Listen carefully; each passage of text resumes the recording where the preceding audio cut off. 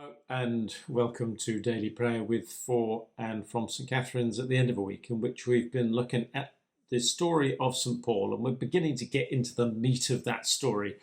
In the part of the story that we had on Thursday, Paul managed to upset a synagogue in less than 2 weeks, such that they decided to try and kill him. And that, as we will see, kind of becomes business as usual as St Paul. And there's a bit more of that business as usual today. However, also today, we have what I think probably has got to rank as the most bizarre thing that ever happened in the whole of Paul's public ministry. Well, certainly if this happened to me, I would see it as the most bizarre thing that has happened in my public ministry, but then nobody's quite yet tried to stone me to death. But we'll see how we go. What we make of it, goodness only knows. But join me for the journey and we'll give it some thought. First, let's share our opening prayer.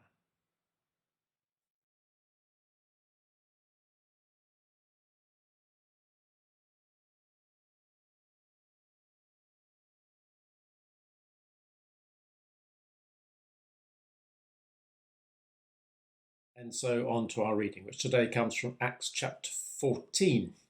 In Acts chapter 13, which we had on Thursday, Paul was in Pisidian Antioch, which is not to be confused with Syrian Antioch, which is where he was before, but this is somewhere different, another Antioch. There were lots of Antiochs. And there, on his first week in the synagogue, they invited him to preach. On the second week, they invited him to preach, got incredibly jealous because his message was far more popular than theirs, and so decided in the end to try and kill him. And Paul and Barnabas had to make a hasty exit. Well, that's pretty much as it continues when we get into chapter 14. But then, whoa, does it get weird? I'll share it with you. The same thing happened in Iconium, where Paul and Barnabas went into the Jewish synagogue and spoke in the same way in such a way that a great number of both Jews and Greeks became believers.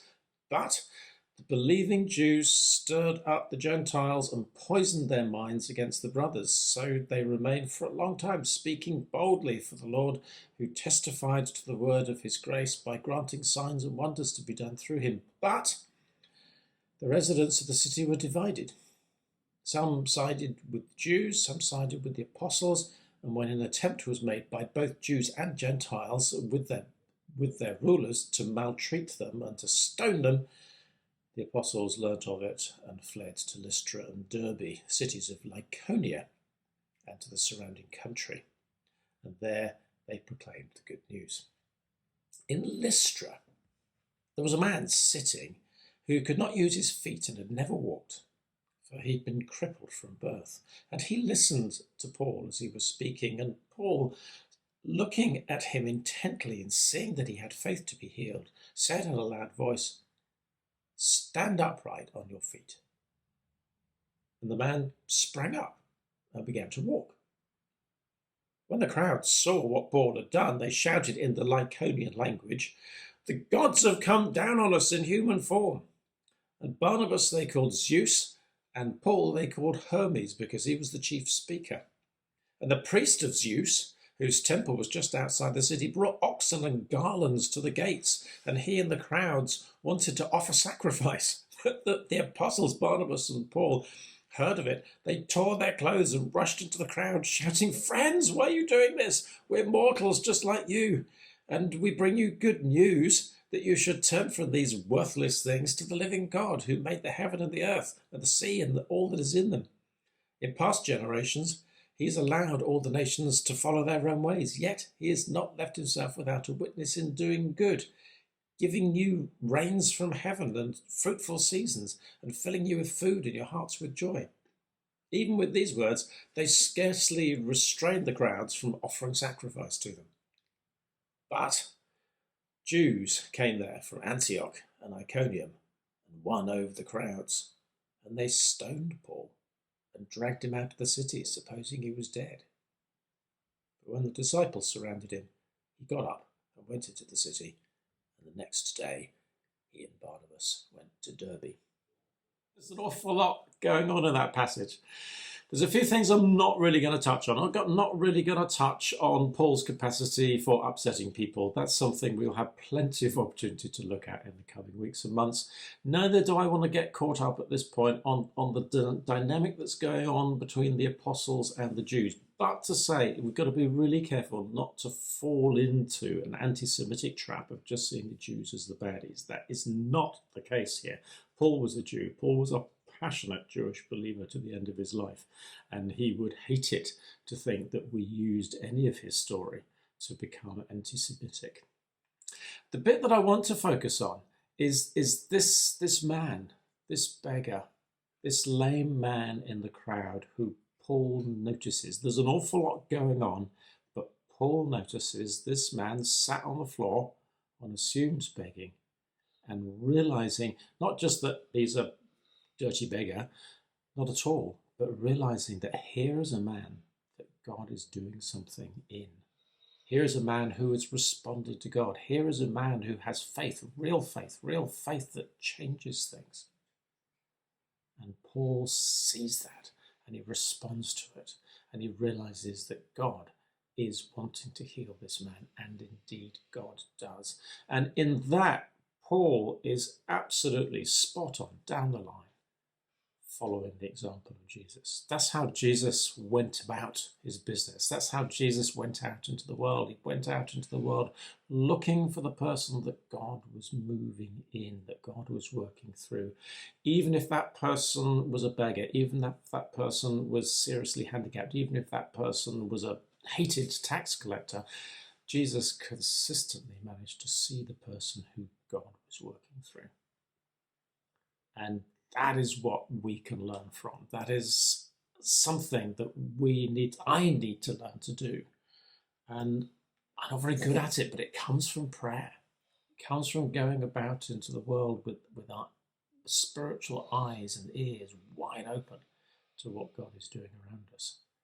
And if we're in tune to that, then remarkable things happen. Well, remarkable things certainly happened to Paul. Paul, having followed Jesus to that moment, then didn't follow Jesus' example in what happened next, because what Jesus would have done was waited till the crowd had abated and healed the man on the quiet, or taken him aside, or caught up with him later. Jesus very rarely, he did it sometimes, but he very rarely did miracles in public places. He almost always did them discreetly. If Paul had done this one discreetly, the story would have been very different. But he didn't. He did it right there in front of them. They mistook him for a god and decided to sacrifice a bull in his honour. And then it all got horribly chaotic. And the Jews who were persecuting him came from the other villages, towns, cities, whatever they are. And Paul ends up being stoned almost to death. Well, it's a bit of irony in that, in the man who stoned Stephen to death. But all that aside, let's focus on that one thing. Paul saw a man who God was working through. It was a poor man, it was a handicapped man, it was a man with a lot of pain in his life. And Paul saw, this is God's man in this crowd, and we're going to do something for him. Let us follow that example.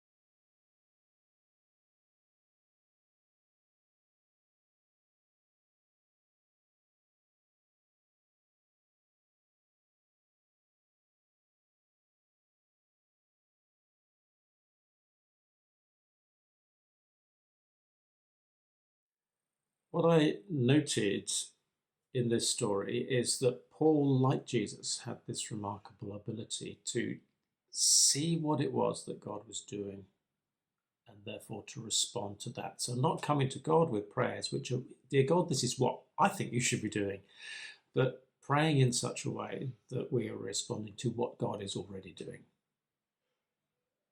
And because Paul could do it as well as Jesus, that shows us that this isn't something that was just a kind of miraculous Son of God thing that Jesus had. No, this is something that Jesus did as a human being. This is something that Jesus did using exactly the same toolkit that you and I have available to us. So we can aspire to this. We can aspire to praying in such a way that we begin to see what God is doing around us, and then focus our attention, focus our efforts, focus our activities in directions that we know will be fruitful because God's already there. That's the challenge of prayer, and that's how we need to learn to pray. And linking into Jesus' prayer, of course, the phrase is there, your kingdom come, your will be done. When we're praying, that's what we're looking for. What is God up to here? Join me in the prayer. Our Father, who art in heaven, hallowed be thy name. Thy kingdom come, thy will be done on earth as it is in heaven. Give us this day our daily bread, and forgive us our trespasses, as we forgive those who trespass against us. And lead us not into temptation, but deliver us from evil. For thine is the kingdom, the power, and the glory, forever and ever. Amen. Just about brings us to the end of our daily prayer for today and our daily prayer for this week. Tomorrow there will be Sunday worship, and we'll be looking actually at another story of St. Paul, one from a little bit further forwards in his life. Next week I am away and on retreat and will not be leading daily prayer, so there is a week's pause, a week's break, a week's sabbatical in the world of daily prayer, and the week after then we'll pick up with something else. We'll leave Paul where he is for the present and look at something else. I'm not quite sure what at this particular point. As for Paul's journey, well, this is pretty much the end of the road for what's known as the first missionary journey. After this event, Paul and Barnabas retraced their steps and went town by town, village by village, back towards the Mediterranean, hopped in a boat and took themselves back to Syrian Antioch, which was the Antioch in which they started. So it's a good point at which to leave them, and there will be plenty more drama and plenty more to consider when we pick the story up in a few weeks' time. For now, please join me in the prayer of the grace of our Lord Jesus Christ, and the love of God, and the fellowship of the Holy Spirit be with us all forevermore.